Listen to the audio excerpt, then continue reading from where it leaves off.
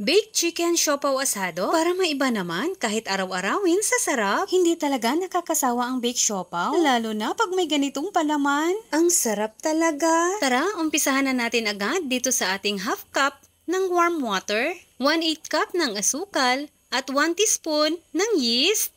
I-mix-mix lang muna natin itong mabuti hanggang sa matunaw ang asukal bago natin ilagay ang 1/4 teaspoon ng asin. At ilagay na rin natin ang 1½ cup ng all-purpose flour. Lagyan rin natin ito ng 1 tablespoon ng vegetable shortening. Kung wala kayo nito, pwede naman mantika na lang. Masahin lang natin itong mabuti ng mga 8 to 10 minutes hanggang sa kuminis ang ating dough. Gaya nito. At i-rest lang natin ito ng mga 1 hour.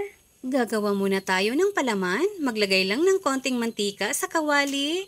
Ilagay na natin ang sibuyas. Sunod natin ilagay ang bawang.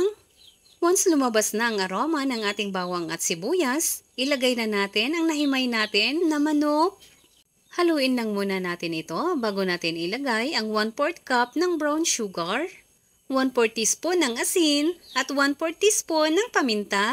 Ayan, at lagyan rin natin ito ng 1½ tablespoon ng soy sauce at 1 tablespoon ng oyster sauce.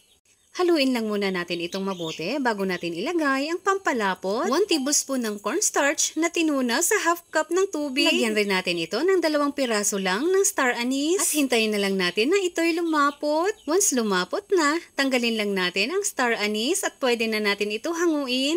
Ayan, after 1 hour, nag-double na ang size ng ating dough. At pwede na natin ito i-slice ayon sa gusto nating laki ng ating baked siopaw. Depende na sa inyo kung gaano kalaki ang gusto nyo. Mas malaki, mas masarap daw. Charot! Bilugin lang muna natin ito lahat.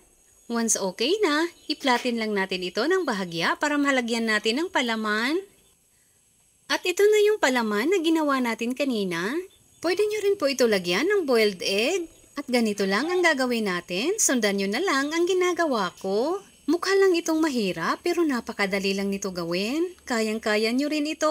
Ayan, at gawin lang natin ito sa lahat. At i-rest lang natin ito ng mga 20 minutes. After 20 minutes, mag-brush lang tayo dito ng itlog. Pero kung gusto nyo ito i-steam, wag na kayo mag-brush ng itlog. Ayan, at na-preheat ko na itong ating mini oven. Lutuin lang natin ito ng 180 degrees Celsius for 20 minutes. At ayan na, may baked chicken siopaw asado na tayo. Napakasarap talaga nito pang merienda at pwede nyo rin ito pagkakitaan. Huwag po kalimutan mag-follow and share. Maraming salamat hanggang sa susunod mga kakusina.